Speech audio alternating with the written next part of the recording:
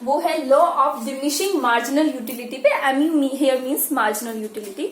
तो बहुत इजी सा टॉपिक होता है law of diminishing marginal utility. Basically ये एक साइकोलॉजिकल फिनोमिना है जिसके बारे में थोड़ा थोड़ा सबको पता ही होता है। अभी जब मैं इसको इंट्रोड्यूस करूंगी तो आपको लगेगा ये सच में आपकी लाइफ में इंप्लीमेंट भी होता है। देखिए क्या है इसमें, अकॉर्डिंग टू दिस लॉ, ये एक लॉ है जिसके अंदर क्या कहा जाता है कि कंज्यूमर को जब more and more of a commodity मिलती है तो जो सेटिस्फेक्शन ड्राइव होती है ईच सक्सेसिव यूनिट से, वो क्या हो जाती है, उसकी डिक्लाइन होने लग जाती है, यानी कि घटने लग जाती है। उसको जो सेटिस्फेक्शन मिल रही होती है हर एक आगे आने वाली यूनिट से, वो उसकी क्या हो रही है, डिक्लाइन हो रही है। तो जो आगे आने वाली यूनिट से मिलने वाली सेटिस्फेक्शन है उसको हम यहाँ पे क्या बोल रहे हैं, एमयू ऑफ एक्स बोल रहे हैं। MU here means marginal utility and x here represent the commodity which we are going to consume, whose consumption we are going to increase one by one।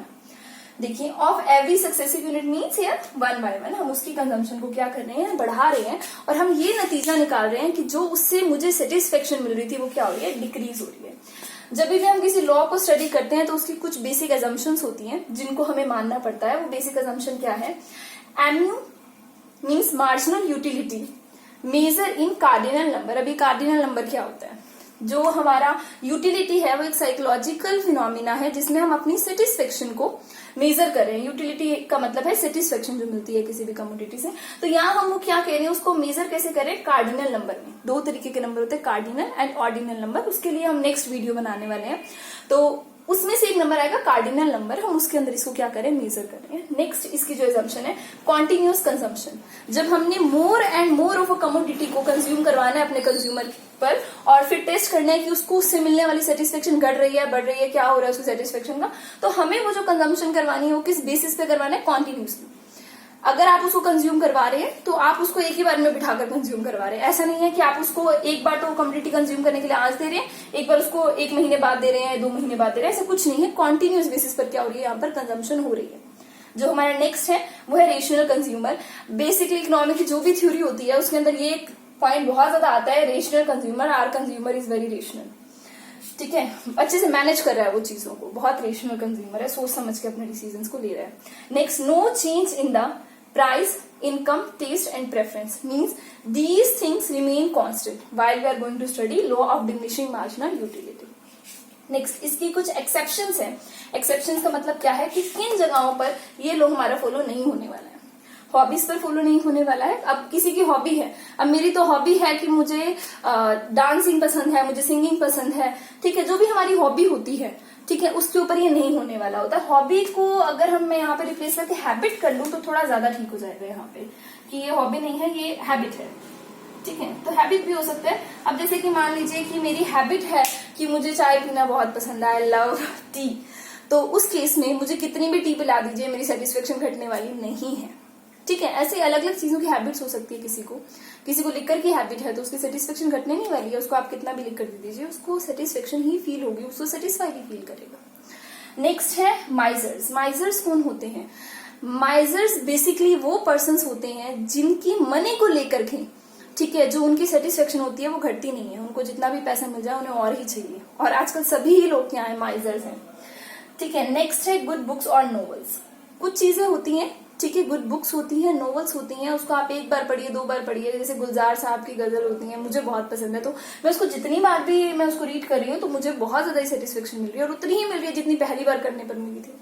या फिर कुछ फेवरेट मूवी होती हैं, ठीक है, उनको देखने पर भी ऐसा ही होता है कि जो पहली बार सेटिस्फेक्शन मिली है वही मिल रही है। तो उन केसेस में ये लॉ अप्लाई नहीं हो रहा है, तो वो इसकी एक्सेप्शंस में आ गए हैं, ठीक है। कुछ ऐसे हम कहते हैं ना, शाहरुख खान की कुछ पर्टिकुलर मूवीज है जिसको जितनी बार भी देख लो उतनी बार ऐसा लगता है कि फर्स्ट टाइम देखी है और सेटिस्फेक्शन उतनी ही मिलती है, तो वो इसकी एक्सेप्शन है। क्योंकि ये लो तो क्या कह रहा है कि जब हमें मोर ऑफ अ कमोडिटी मिलेगा तो सेटिस्फेक्शन घटनी चाहिए, बट सेटिस्फेक्शन तो इस केस में, इन केसेस में सेटिस्फेक्शन नहीं घटती है, तो ये उसकी एक्सेप्शन हो गई। एक्सेप्शन का मतलब क्या होता है, वो पर्टिकुलर एरिया जहां पर ये लॉ अप्लाई नहीं हो रहा है, ठीक है। अगर इसको और क्लियरली समझना है तो आप एक एग्जांपल लेकर के देखिए। जैसे कि मान लीजिए कोई मूवी लगी, मूवी आजकल जो भी लग रही है ट्रेंड में मूवीज है, 2.0 मान लीजिए 2.0 मूवी लग गई, ठीक है। तो पहली बार क्या हुआ, आप उसको अपनी फर्स्ट सिटिंग में देखने के लिए गए, बाहर आते ही आपको क्या देना था, अब ये आपकी यूनिट्स हो गई है, मान लेते हैं कि आपने पहली बार उस मूवी को देखा, आप पहली बार देखने के लिए गए, बाहर आकर के रेटिंग के लिए आजकल होता है ना कि इलेक्ट्रॉनिकल सिस्टम है, बाहर वो लगा है, आपको रेट करना है मूवी को, तो आपने बाहर आते उसको 5 स्टार दे दिए। आप एक तो आप पहली बार देखने गए, दूसरा आप अपनी गर्लफ्रेंड के साथ देखने गए, घर वालों से छुपकर बोल करके ट्यूशन पर जा रहा हूँ और मैं ये मूवी देखने चले गए, ठीक है, तो आपको 5 स्टार मिला, आपने 5 स्टार दिया, आपको बहुत मजा आया, मूवी बहुत अच्छी लगी। नेक्स्ट टाइम आप गए तो क्या हो गया, फ्रेंड्स ने पकड़ लिया। पहले आप अपनी गर्लफ्रेंड के साथ गए थे, फ्रेंड्स ने पकड़ लिया। अब फ्रेंड्स को आप ये भी नहीं कह सकते कि आपने मूवी देखी हुई, आप लोग फंस गए अब, ठीक है, तो अब आपको जाना पड़ा, आप सेकंड टाइम चले गए देखने के लिए अब 2.0 को। मूवी बहुत अच्छी है, मूवी अभी भी वही है, सब कुछ वैसा ही है, बट आप अभी देख कर आए, बाहर निकले, फ्रेंड्स मिल गए, उन्होंने बोला यार ये मूवी बहुत अच्छी लगी है, चल देखने चलते हैं। आपने उसको बोला, बहुत बहाने लगाए, वो जबरदस्ती आपको लेकर, फ्रेंड्स तो उसी होते ही ऐसे हैं सबके, जबरदस्ती आपको लेकर के चले गए। आप बाहर आए, आप मूवी देखकर, पहले देखी थी अभी अभी, तो मूवी बहुत बढ़िया है, लेकिन फिर भी आपने उसको क्या दिए, 4 स्टार दिए। चीज तो वही है, पर जैसे आपको उसकी सेकंड यूनिट भी मिली, सेटिस्फेक्शन उसकी घट गई, ठीक है।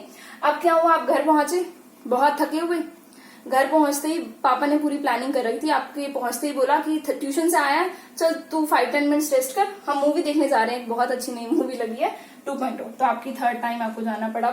पापा वो कैसे बोले कि गर्लफ्रेंड के साथ देखकर आया था, फिर फ्रेंड्स ने दिखा दिया, बिल्कुल मन नहीं है देखने जाने का, आप फिर चले गए पापा के साथ मूवी देखने।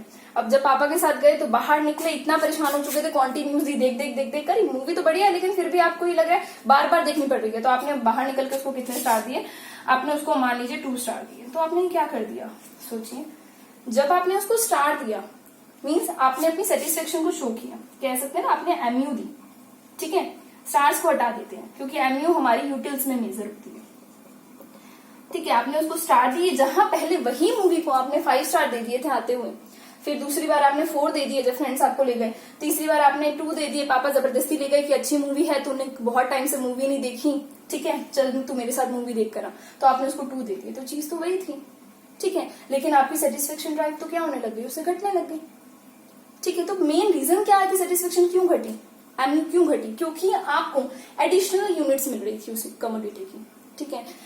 और एक एग्जांपल लेकर देखते हैं, इजीली समझ आ जाएगा, बहुत मुश्किल टॉपिक नहीं है, दिमाग में बैठने वाला टॉपिक है ये तो, ठीक है, क्योंकि ये साइकोलॉजिकल फिनोमिना है, जैसा आप सोचते हैं वही ये लॉ आपको बताता है कि ऐसा सच में होता भी है, साइकोलॉजिकल कंसेप्ट है ये बिल्कुल।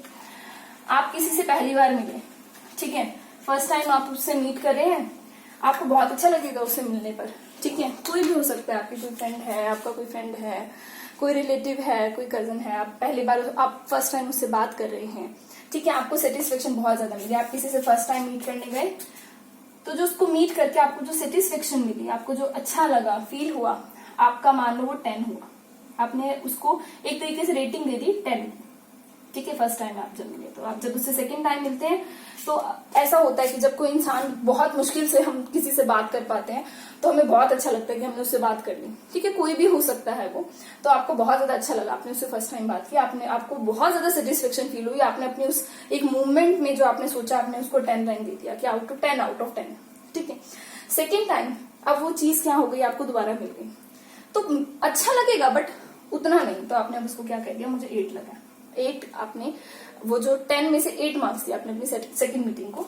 तो आपकी थर्ड मीटिंग हुई, ठीक है, तो आप जब रोज ही मिलने लग गए, ठीक है, तो जब रोज मिलने लग गए तो जहां पहले 8 दे रहे थे, अब थर्ड में आपने उसको दे दिया मान लो 7, ठीक है, या कुछ भी दे दिया, डजंट मैटर, बस रिड्यूस हो रही है, ये बात है ना, साइकोलॉजिकल कंसेप्ट है, जो रोज रोज मिल रहा है उससे मिलने वाली सेटिस्फेक्शन क्या हो रही है, घट रही है, मजा नहीं आ रहा बार बार उससे बात करके, ठीक है। तो आप जब 4th में पहुंचे तो आपने क्या दे दिया, उसी चीज, उसी इंसान को 4 दे दिया आउट ऑफ। अब 5th में पहुंचे, अच्छा ही नहीं लगा, क्या यार रोज रोज ये फ्रेंड या ये टीचर या ये रिलेटिव तो पकड़ करके बैठ जाता है, आपने 0 दे दिया उसको। 6th टाइम बहुत परेशान हो गए, अब तो -2 दे दिए कि यार इसको तो देख के मन करता है मैं भाग जाऊं, मिलूं ही ना इससे, दूर से कहीं दिख लेते हैं ना कि यार है, बस भाग लो वहां से, ठीक है। तो आपने 6 में से उसको क्या कर दिया, -2 कर दिया। तो आपने ये क्या है, अब इकोनॉमिक सेंस में देखा, आप ये तो लिख कर आएंगे नहीं अपने एग्जाम्स में, तो आपने इसको दे दिया यूनिट्स, ठीक है। और ये मेरी जो सेटिस्फेक्शन है यहाँ पे मैंने उसको क्या दे दिया, एमयू ऑफ, मान लीजिए ये जो यूनिट्स है ये किसी कमोडिटी की है, ठीक है, जिसको हम थोड़ी देर पहले फ्रेंड या मूवी बोल रहे थे, वो एक कमोडिटी है, आपने इसको नाम दे दिया एक्स, ठीक है।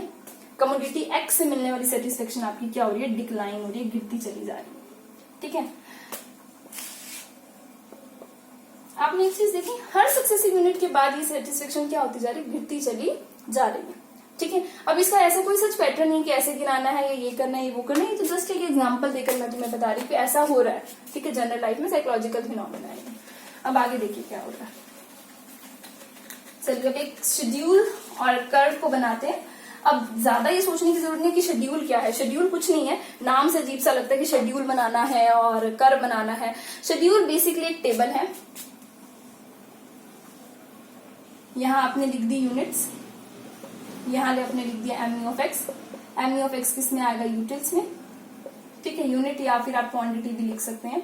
सबसे पहले 1 2 3 4, सबसे पहले मिली 15, देन 10, देन 5,